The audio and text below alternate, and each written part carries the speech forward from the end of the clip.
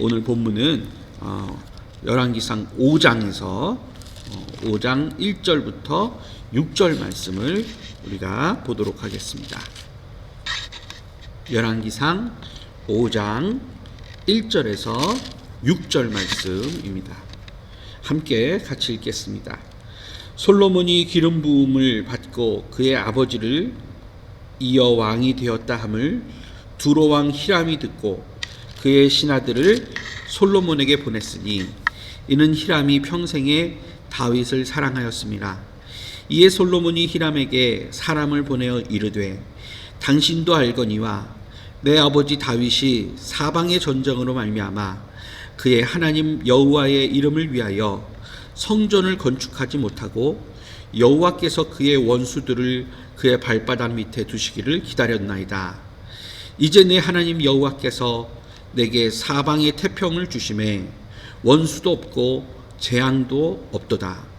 여호와께서 내 아버지 다윗에게 하신 말씀에 내가 너를 이어 내 자리에 오르게 할 내 아들 그가 내 이름을 위하여 성전을 건축하리라 하신 대로 내가 내 하나님 여호와의 이름을 위하여 성전을 건축하려 하오니 당신은 명령을 내려 나를 위하여 레바논에서 백향목을 베어내게 하소서.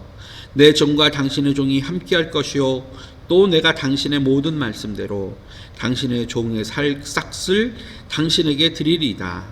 당신도 알거니와 우리 중에는 시돈 사람처럼 벌목을 잘하는 자가 없나이다. 아멘. 오늘 열왕기상 5장 1절부터 6절 말씀을 봤는데요. 열왕기상 5장부터 8장까지 이 솔로몬이 성전을 건축하고 또 7장에 솔로몬의 왕궁도 건축하면서 8장에는 이제 성전을 봉헌하는 장까지 5장부터 8장까지의 그 긴 시간 동안 성전에 관한 이야기가 기록되어 있다는 것을 보게 됩니다. 그 첫 번째 이제 오늘 5장 1절부터 6절에 하나님께서 솔로몬에게 기름 부음을 주시고 또 이제 그 나라의 태평함과 평안함을 준 후에 이제 성전 건축이 이제 시작되는 모습을 우리가 보게 됩니다. 오늘 긴 그 본문 속에서도 특별히 5장 1절부터 6절까지의 그런 말씀을 선택한 이유는 그 솔로몬이 이 성전을 건축하기 시작한 그 동기와 또 그 배경을 우리가 먼저 보고 그 후에 이 성전의 의미에 대해서 그리고 또 성전보다 왕궁 자신이 거할 왕궁보다 성전을 먼저 우선순위했던 이 솔로몬의 그런 믿음에 대해서 우리가 한번 보려고 합니다. 성경 역사 속에서 참으로 오명을 남겼던 정말 나쁜 이름을 남겼던 그런 사람들이 대표적으로 몇몇이 있습니다. 예수님을 은 30에 팔았던 가룟 유다, 그의 그 오명은 지금까지도 씻을 수 없죠. 또 사도신경을 우리가 모든 그 전 성도들이 외울 때마다 거론되는 예수님의 그 재판장이었던 그런 본디오 빌라도, 이 사람도 역시 모든 지금 기독교 신자들에게 지금까지도 아주 큰 그런 비판을 받고 있는 사람이 이 본디오 빌라도입니다. 그런데 이런 사람들과는 또 반대로 정말 그의 이름이 우리 모든 사람들에게, 특히 유대인들에게 각인이 된 사람이 있죠. 그 사람이 바로 성전을 건축한 솔로몬입니다. 그렇듯이 이 성전의 의미, 특별히 유대인들에게 이 성전의 의미는 우리가 상상하는 그 이상입니다. 우리 믿는 이 개신교들도 지금 그 유대인들만큼의 어떻게 보면 그 성전에 대한 그런 중요도가 많이 덜하다고 할 수 있지만, 그러나 우리 믿는 사람들도 성전의 의미는 또 이 개신교 신자들에게도 큽니다. 그래서 교회를 개척하고 나서부터 우리가 이제 뭐 어떻게 이렇게 교회가 조금이라도 부흥하게 된다면, 그러면 목회자들은 벌써부터 이제 이 교회당 마련을 하는데 그 마음을 이렇게 두는 것 같아요. 한인교회뿐만이 아니죠. 한국교회에 있는 모든 목회자들도 그와 같은 성전에 대한 의미, 또 교회당에 대한 의미를 너무 이렇게 두다 보니까 성전 이 교회당 건립에 대해서 너무 지나친 관심과 또 지나친 그런 힘을 쏟다 보니 지금 어떻게 보면은 교회가 해야 할 일들, 교회가 중점으로 둬야 할 일을 약간 좀 비껴나가는 그런 모습들을 보면서 또 많은 사람들이 실망하는 그런 모습도 보게 됩니다. 오늘 그런 의미에서 보았을 때 우리 이 믿는 지금 현재 기독교인들이 어떻게 교회당을 또 이렇게 세우고, 또 지금 이제 한인교회들은 큰 이슈가 되고 있는 이런 교회당 이전 문제, 이런 것들이 어떤 모습으로 진행돼야 할까를 우리 열왕기상 5장부터 8장까지의 모습을 보면서 이렇게 우리가 교훈을 삼자라는 말씀입니다. 여러분이 보시다시피 5장의 1절을 보면은 솔로몬이 기름 부음을 받았다는 소식을 듣고 두로 왕 히람이 신하들을 솔로몬에게 보냅니다. 두로 왕과 이 다윗의 그 이스라엘 나라는 전통적으로 매우 이렇게 화목하지 못했고 서로 대적하면서 전쟁을 여러 번 했던 그런 나라 관계입니다. 함께할 수 없는 이방 나라인 두로 왕 히람이 다행스럽게 선대왕이었던 다윗과의 친분이 좋았다라는 거죠. 이렇기 때문에 솔로몬의 처음 성전 건축은 그 시작부터 첫 단추가 잘 끼워졌다라는 겁니다.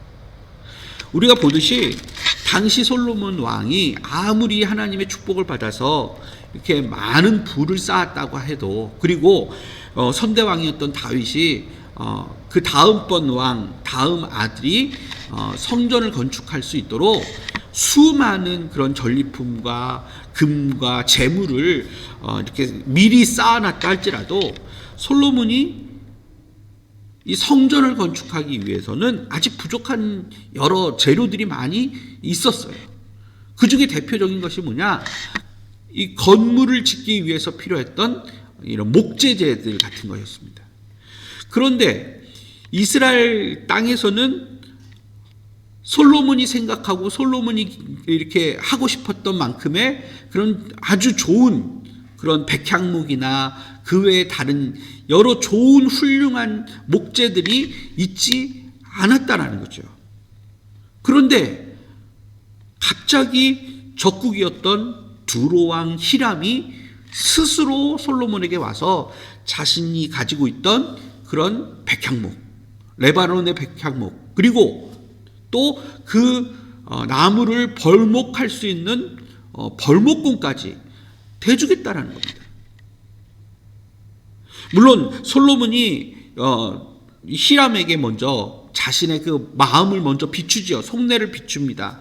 솔로몬이 이제 자기 다윗 왕의 그 뜻을 이어서 하나님이 거할 성전을 건축하려는 마음이 있고, 그가 그 일에 먼저 우선적으로 하겠다, 그런 말을 또 이 히람이 기뻐해서 시작이 된 일이긴 하지만, 여러분 생각해 보시면 이와 같은 모든 일을 뒤에서 주관하시는, 성전을 건축하는 마음을 주시고 성전을 건축할 수 있는 준비를 모두 이렇게 이루어 가시는 분이 하나님이시라는 것을 우리 성도들은 잊지 말아야 한다는 겁니다. 그러니까 우리가 성전을 새롭게 건축한다든지 아니면 교회당을 좀 더 교회의 필요에 의해서 이렇게 옮기는 모든 일들 가운데서는 그 처음 시작이 사람에 있어서는 안 되고 하나님께 있어야 된다는 것을 우리가 잊지 말아야 한다는 겁니다. 물론 목회자들과 또 성도들의 마음이 교회당이 좀 더 훌륭한 곳에서 하나님께 예배드리고 싶지요. 또 지금 현재 있는 부흥의 속도에 비춰서 지금 교회당이 작고 또 지금 충분한 재정이 있다고 해서 이보다 더 좋은 그런 교회로 옮기고 또 더 나아가서는 교회를 건립하는 그런 모습 충분히 우리들 가운데서 서로 의견을 도출할 수 있고 서로 이렇게 마음을 모을 수가 있습니다. 그러나 하나님의 인정하심, 하나님의 허락이 없기 전에는 쉽게 그 시도조차하는 것이 나쁜 의도라는 것입니다. 이런 것을 우리가 기억하자는 겁니다. 다행히 그 교회가 이렇게 하나님의 뜻 안에서 아주 훌륭한 예배당에서 예배를 드린다면 감사하지만 그렇게 어려운 그런 것도 있습니다.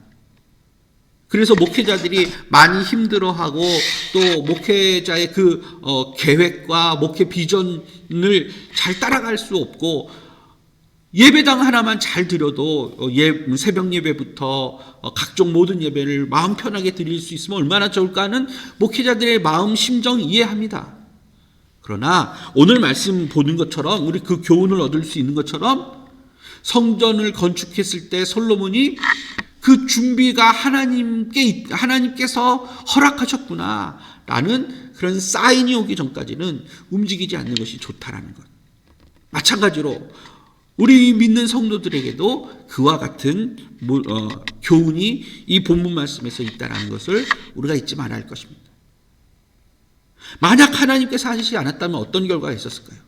솔로몬이 자기의 의지대로 아버지 다윗의 유언이다 생각해서 억지로 성전을 건축하려고 했다면 그 나무는 결국은 또 두로와 전쟁을 함으로써 수많은 인명피해 가운데서 지금 다윗과 같이 피를 묻힌 가운데서 성전을 건축하게 되는 거죠. 그것을 과연 하나님이 원하셨을까요? 어쩌면 그런 가운데서 성전이 건축된다면 다윗과 다를 것이 뭐가 있겠어요. 그래서 하나님이 또 다윗의 피를 묻혀서 성전을 건축하는 것을 허락하지 않으셨던 것처럼 솔로몬의 때에서도 또 하나님께서 유보하셨을지도 몰라요. 근데 이런 모든 것을 하나님께서 다 준비하시고 또 그것을 다 하나님께서 그 하나님의 뜻대로 하나님의 계획대로 다 이렇게 이루어 가셨기 때문에 솔로몬은 별 그런 희생 없이 그냥 거저먹는 것처럼 이 성전을 건축하게 된다는 거죠. 5장, 6장 이 내용들을 쭉 보다 보면 그런 거예요. 그리고 그 모습들을 볼 때 또 솔로몬이 하나님이 지으라고 하면 그 방법 그대로 최선을 다해서 하나님께 그 온 정성을 다해서 드리는 모습을 보게 됩니다. 심지어 성전 6장을 보게 되면 성전의 이제 안에 내부에는 완전히 다 금으로 다 하나님이 준비하러 가세요.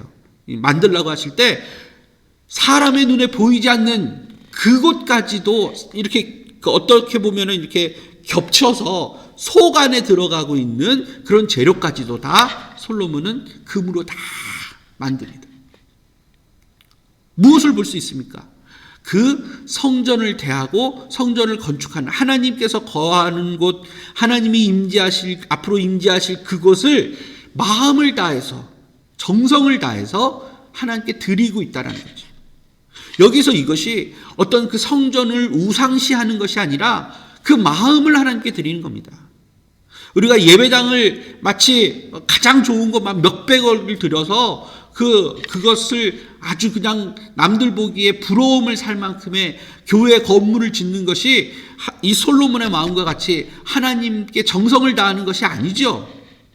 하나님은 건물에 계시는 분이 아니기 때문에 초라하고 정말로 자그마한 그 교회, 부족한 교회라 해도 교회는 모이는 공동체 안에 하나님이 거하시는 그 믿음의 공동체가 교회이기 때문에 건물에 우리가 중시할 필요는 없습니다. 하지만 그러나 이 솔로몬이 지금 이 당시에 하나님께 대하는 그 마음은 우리가 무시할 수가 없어요. 뭐 어떤 분들은 이렇게 얘기합니다.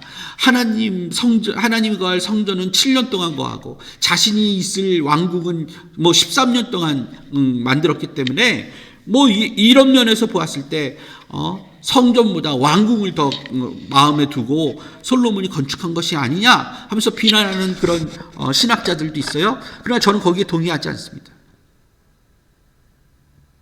정말 하나님이 계실 곳 거할 곳에 대해서 얼만큼 솔로몬이 마음을 쏟았는지는 우리가 5장과 6장을 보면 잘 알 수 있어요.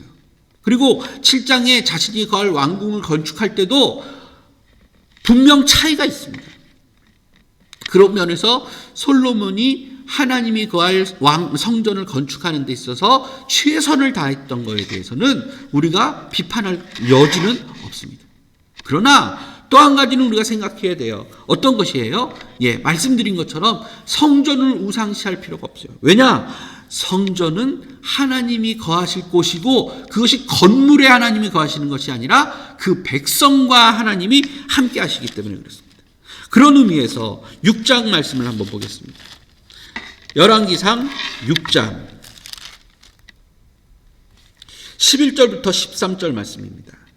여호와의 말씀이 솔로몬에게 임하여 이르시되 내가 지금 이 성전을 건축하니 내가 만일 내 법도를 따르며 내 율례를 행하며 내 모든 계명을 지켜 그대로 행하면 내가 내 아버지 다윗에게 한 말을 내게 확실히 이룰 것이야. 먼저 성전을 건축하면서 그 성전 건축한 가운데서 하나님의 말씀을 잘 따르면 다윗에게 하신 약속, 다윗과 함께 맺었던 언약을 솔로몬 때에도 그대로 응하시겠다고 얘기하세요. 그리고 또 13절 보니까 내가 또한 이스라엘 자손 가운데 거하겠다. 성전 안에 거하시는 것이 아니라 어디에 거하시는 거예요? 이스라엘 자손 가운데 거하시겠다. 너무 중요한 말씀이죠. 그러니까 오늘 우리에게도 이와 같은 말씀을 주시는 거예요. 여러분, 지금 이곳 우리가 믿고 있는 이 신약 시대, 지금 현재 우리 시대에는 우리 눈으로 볼 수 있는 성전이 없어요. 그러면 그 성전을 대체하는 교회당에만 하나님이 함께 하십니까? 우리가 그래서 교회당에만 와서 예배드리고 주일날에 무슨 대예배라는 것을 말하면서 주일 오전 11시 또 우리가 정한 1시 이렇게 예배를 드리는 그때만 하나님이 하늘 구름 가운데서 내려오셔서 예배를 드리시는 겁니까? 임재하시는 거예요? 그렇지 않습니다. 두세 사람이 모이는 그곳, 가정 예배가 될 수도 있고 구역 모임이 될 수도 있고 성경 공부 모임이 될 수도 있고 아주 조그만 소모임이라 할지라도 믿는 자들이 함께하는 그곳에 우리 하나님은 함께 하십니다. 왜요? 우리 몸이 이미 성령님이 거하시는 성령의 전이기 때문에 그렇습니다. 아멘.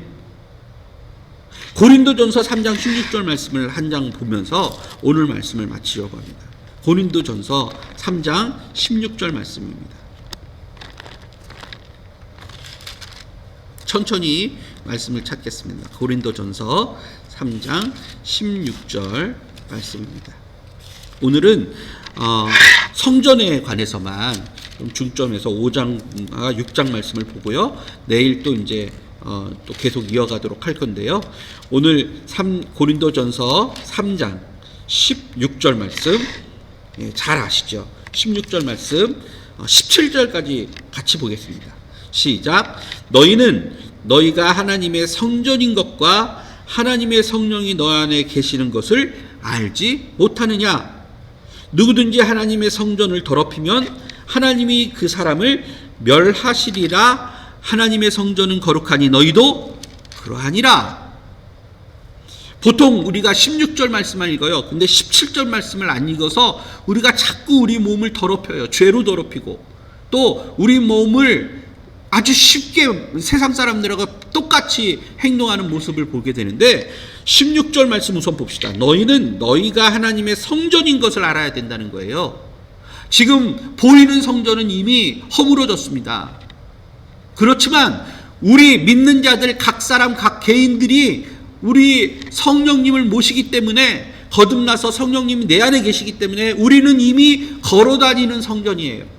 걸어다니는. 그래서 어디에서나 우리가 기도하고 하나님께 무릎 꿇고 주님 앞에 회개하면서 하나님의 임재를 구하고 하나님이 나와 함께 하심을 구하는 그곳이 바로 솔로몬이 건축하고 솔로몬이 마음 쓰면서 하나님께 봉헌하면서 드렸던 그 성전이 우리가 될 수 있다는 겁니다. 성령이 너 안에 계시는 것을 알지 못하느냐.